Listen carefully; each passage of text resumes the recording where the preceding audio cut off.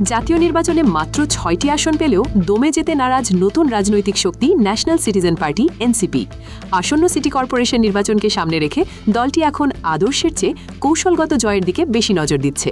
বিশেষ করে বন্দরনগরী চট্টগ্রামে সাবেক মেয়র মঞ্জুর আলমকে ঘিরে শুরু হওয়া জল্পনা এনসিপির এই নতুন রাজনৈতিক মোড় পরিবর্তনেরই ইঙ্গিত দিচ্ছে। রাজনৈতিক বিশ্লেষকদের মতে এনসিপি মূলত একটি প্রতিবাদ চালিত আন্দোলন থেকে উঠে এলেও এখন তারা একটি প্রতিদ্বন্দ্বী নির্বাচনী শক্তিতে পরিণত হতে চাইছে।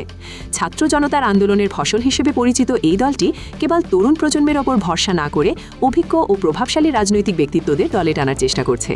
এটি ভোটারদের আস্থা অর্জনের জন্য একটি ভারসাম্যপূর্ণ অবস্থান, যেখানে তরুণদের উদ্দীপনা আর অভিজ্ঞদের দূরদর্শিতা একীভূত হচ্ছে।